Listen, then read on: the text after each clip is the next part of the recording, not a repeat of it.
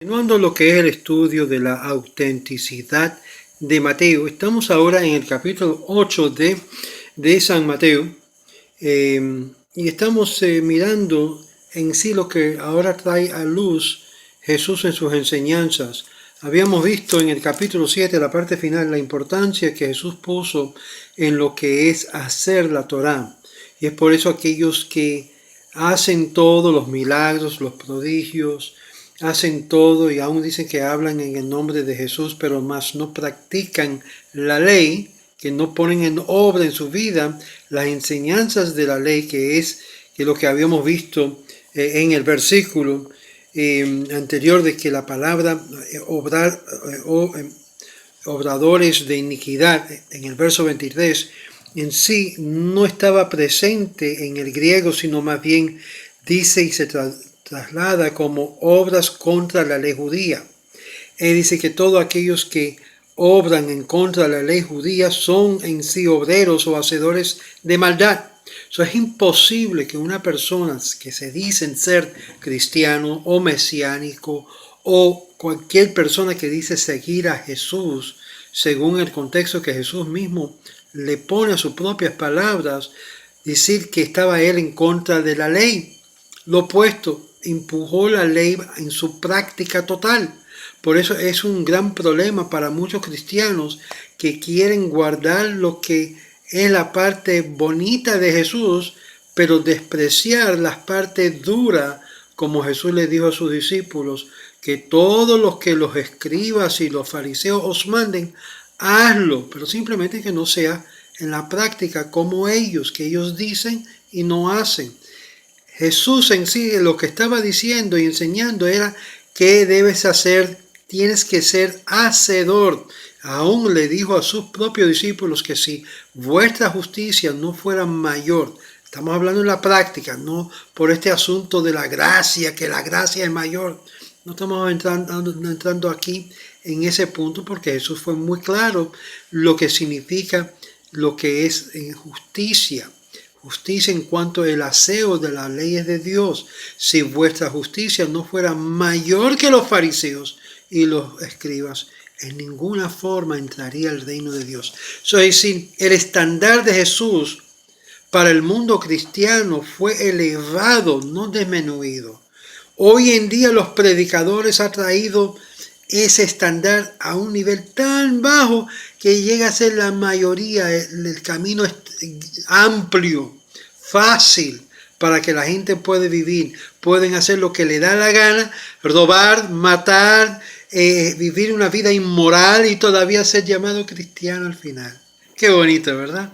Pues eso no es lo que Jesús enseñaba.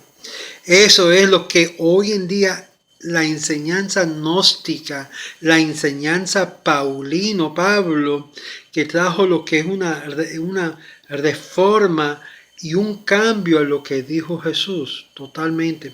Pero para eso podemos hablarlo más adelante.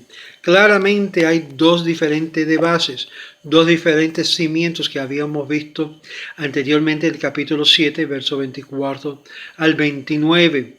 Uno, la cual está basado en el fundamento de la Torá, la cual Jesús estaba enseñando, y dijo claramente que él compara a un hombre que edificó una casa, uno sobre la roca y el otro sobre la arena.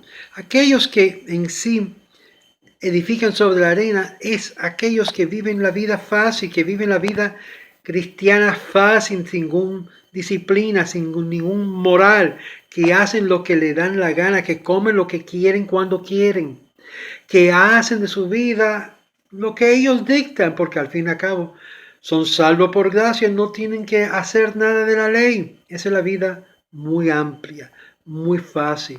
Eso no fue lo que Jesús enseñó. Lo que Jesús enseñó fue acerca de la ley, de lo que es vivir, que es basado en el fundamento de la Torá, de los sabios, de los fariseos, de los rabinos de su propio tiempo, y aún había advertido que no sean hipócritas, que ellos dicen y no hacen, sino ser hacedores de la palabra de su Padre, que es lo que Él vino a hacer, supuestamente. Ahora, vamos a ver que como resultado de esto, mucha gente acudió a Jesús en su tiempo, supuestamente en estas obras de sanidad. Y vamos a leer esto porque es muy importante de ver el procedimiento de que una persona que vive según la ley tiene una vida mejor y una vida que en sí está más conectado con Dios. Dice, cuando descendió, capítulo 8, verso 1, cuando descendió Jesús del monte, le seguía mucha gente. ¿Por qué le seguía mucha gente? No porque estaba enseñando algo fácil, sino algo muy difícil. Y he aquí que vino un leproso y se postró ante él diciendo, Señor, si quieres, puedes limpiarme. Y Jesús extendió la mano y le tocó, diciendo, quiero. Y se limpió, y al instante su lepra desapareció. Entonces Jesús le dijo, mira, no le digas a nadie, sino ve y muéstrate al sacerdote y presenta la ofrenda que ordenó Moisés. ¿Dónde dice esto que ordenó a Moisés que le diera una ofrenda como limpieza? Está en Levítico capítulo 14, verso 1 al 32. Todo lo que mandó Jesús, aun en cuanto cuando una persona era librado de lo que es su lepra, que se era ya curado, tenía que venir a los levitas, a los sacerdotes del templo, para mostrarse y ellos podían chequear para ver si era cierto y dar las ofrendas según. De ninguna forma está Jesús desviándose de lo que es esa orden bíblica. Cuando vino un leproso, en este capítulo 8, el sentido y el tono de Mateo, de repente está cambiado y hay que sospecharlo. Después de una lectura tan larga en discurso de la Torá, sobre la Torá, en el Sermón del Monte, venimos ahora de las historias milagrosas que eran muy popular con los cristianos gnósticos, la cual inventaron, y vas a ver que en el Evangelio de Juan es muy popular este asunto de milagros y prodigios y cosas de lo que es trayendo la divinidad en la persona de Jesús. Es por eso que vemos que el Evangelio de Juan, que se escribió mucho después del año 100 de la era común, está lleno de lo que es gnosticismo. Y de repente hay un cambio acerca de Jesús concerniente a los judíos y los gentiles.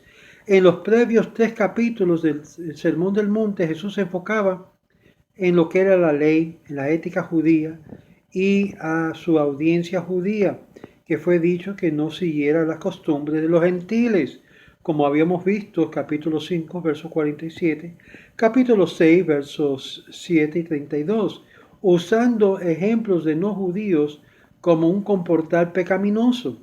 En el capítulo 8, de repente cambia una alabanza a los gentiles y condenando a los hijos del reino, los judíos, capítulo 8, versos 10 y 12, y corriendo alrededor de milagros, milagreros.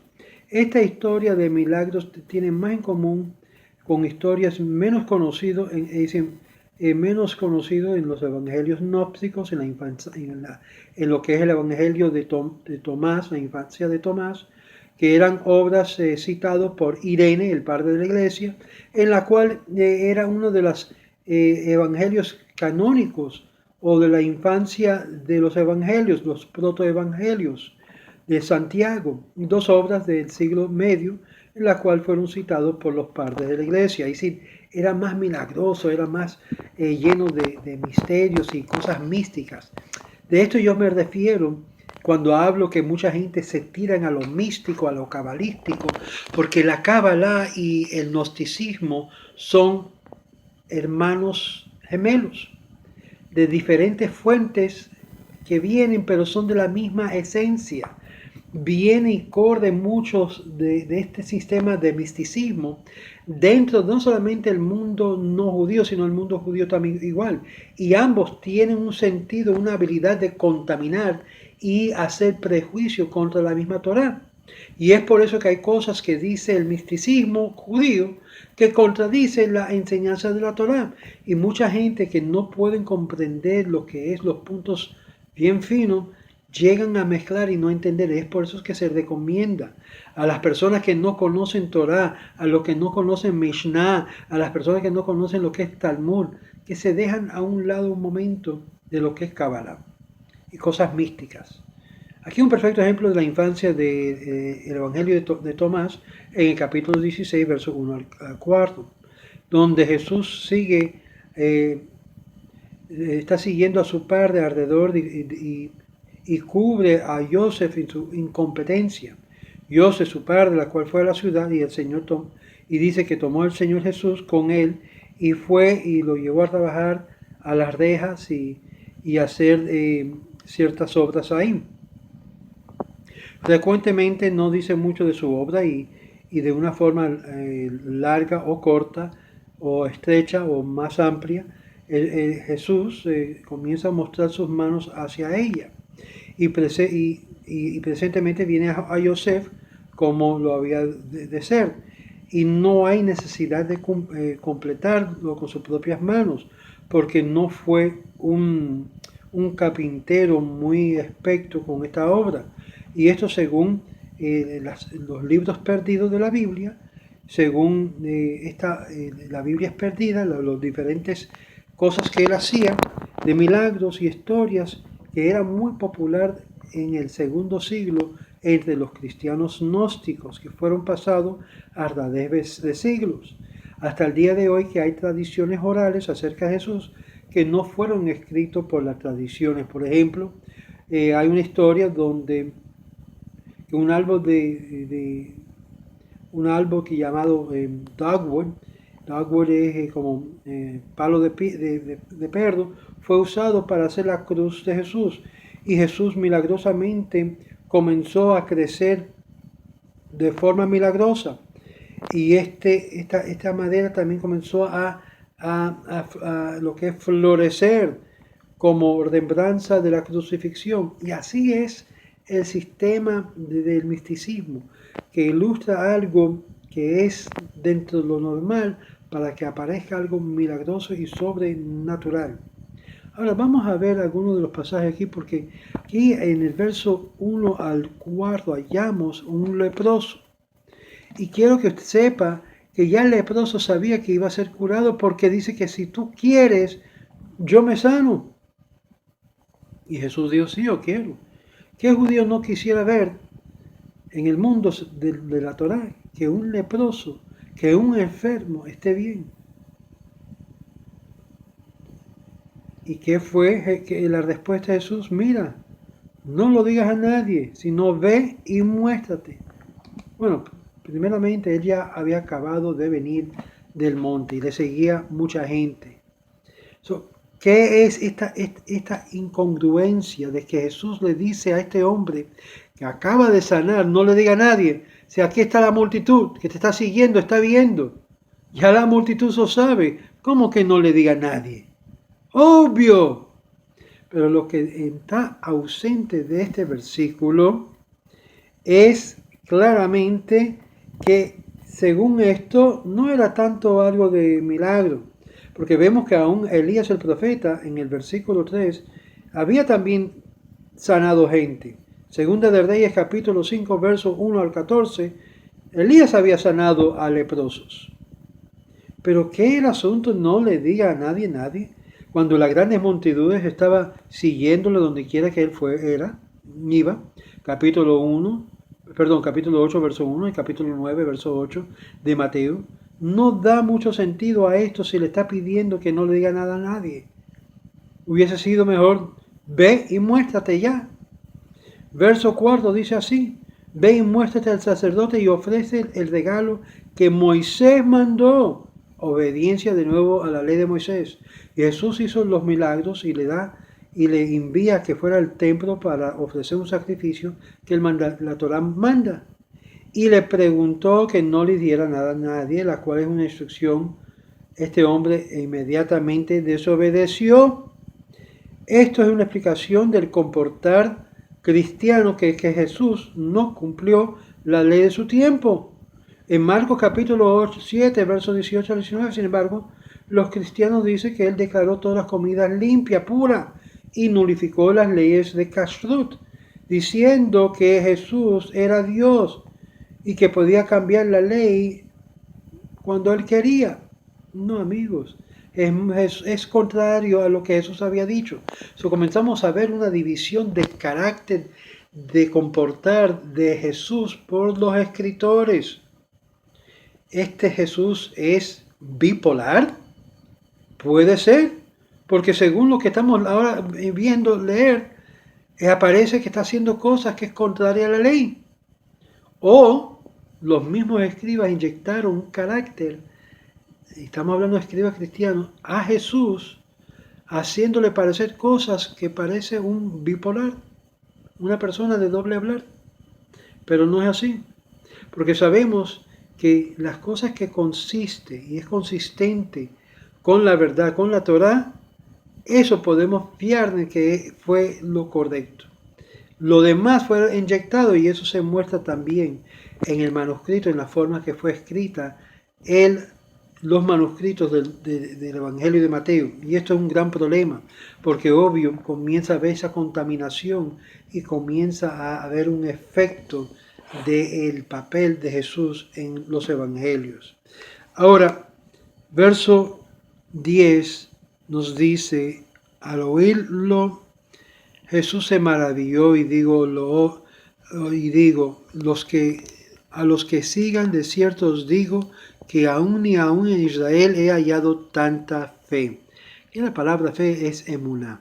¿Por qué está hablando de esto? Porque después, el verso 5 al 9, está hablando con un romano centurión. Entrando Jesús en Capernaum, vino a él un centurión rogándole diciendo, Señor, mi criado está postrado en su casa, paralítico, gravemente atormentado. Y Jesús le dijo, yo iré y le sanaré. Y respondió el centurión, no, Señor, no soy digno de que entres bajo mi techo. Solamente di la palabra y mi criado se sanará. Porque también yo soy un hombre bajo autoridad y tengo bajo mí órdenes y soldados y digo a este ve y va, y al otro ven y viene, y a mi siervo haz y esto lo hace. Estamos hablando de un hombre de lo que es una capacidad de autoridad. Era un centurión, tenía más de 100 personas bajo su cargo.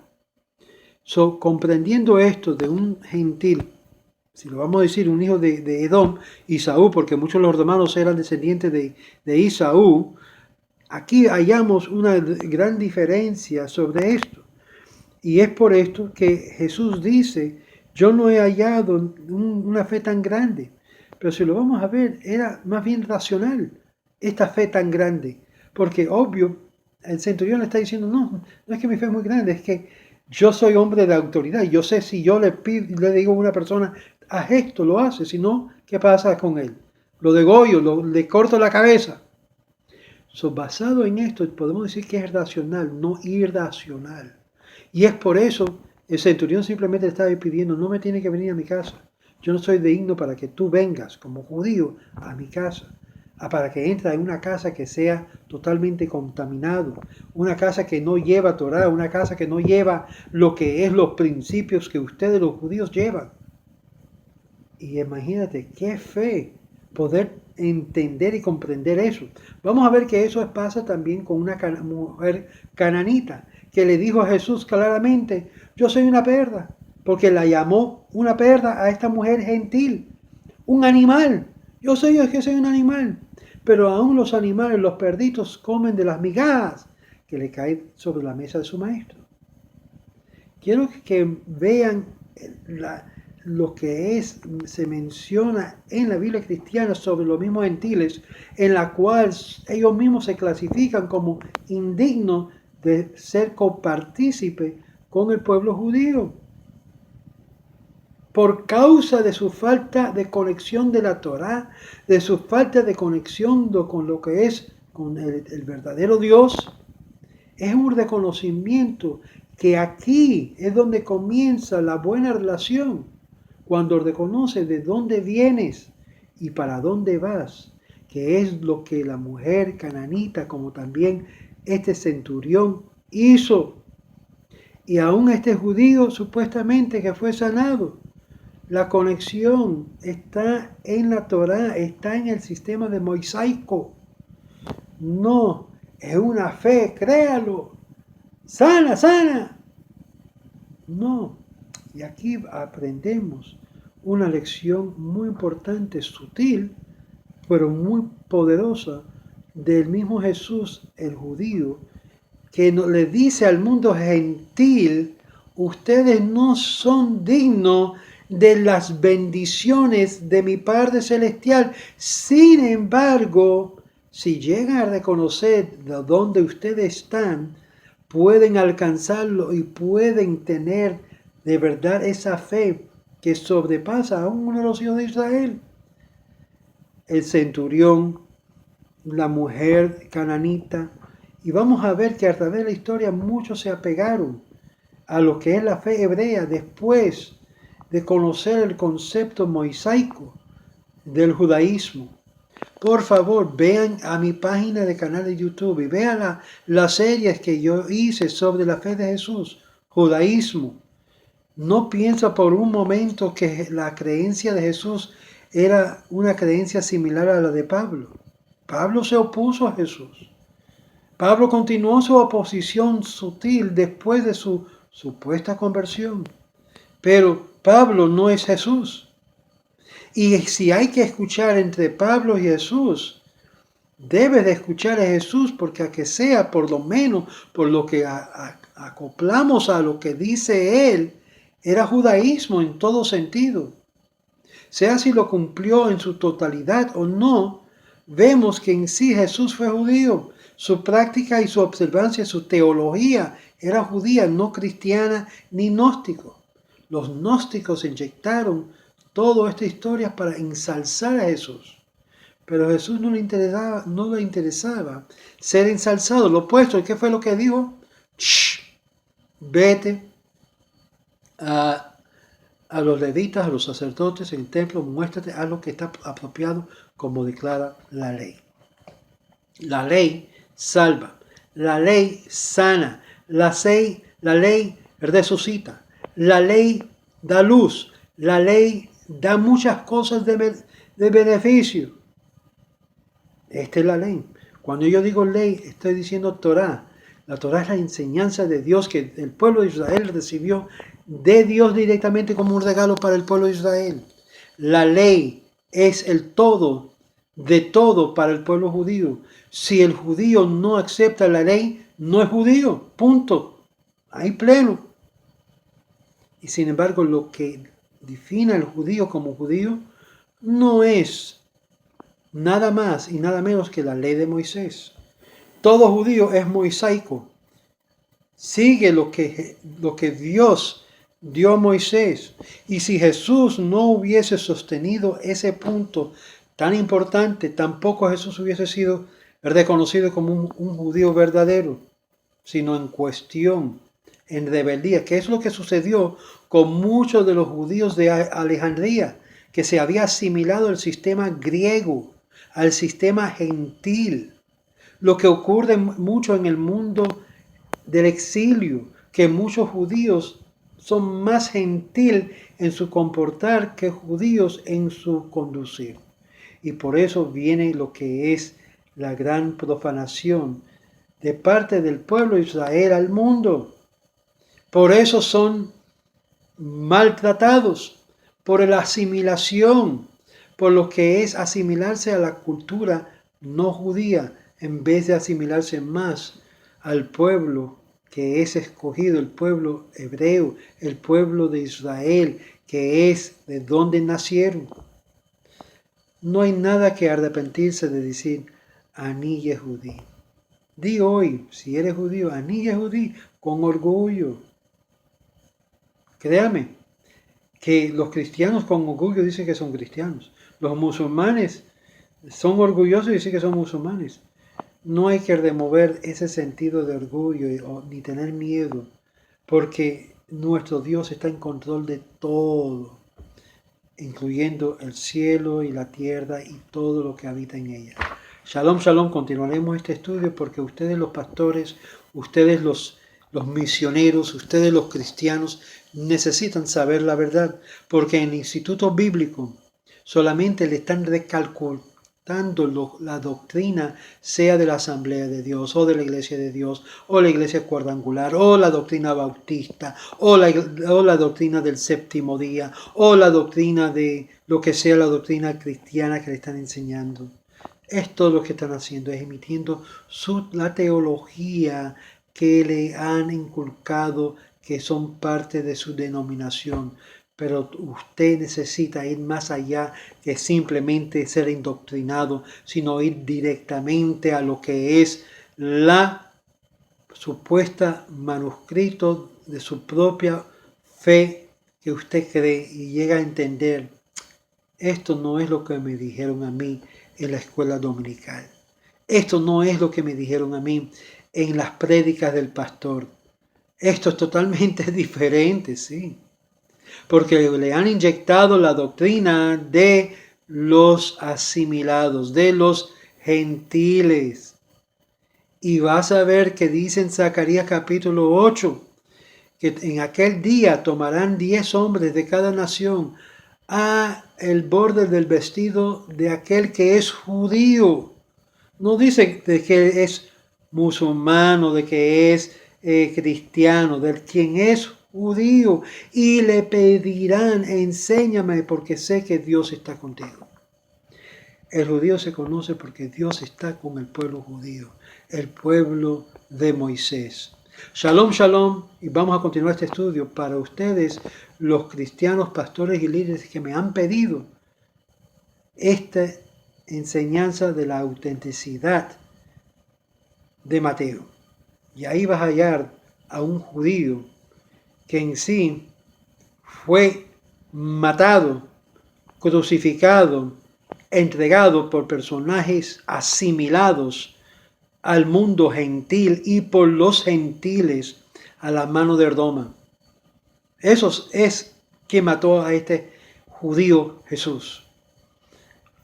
Los asimilados conjunto con el pueblo gentil, los romanos. Y es por eso que el mundo gentil tiene una deuda grandísima con no solamente el judío o los judíos, sino en particular con este judío Jesús, en la cual cuando llega a aprender de lo que realmente enseña, llega a entender, no era cristiano, no era mesiánico, era judío, y judío observante de la ley de Moisés. Shalom, shalom.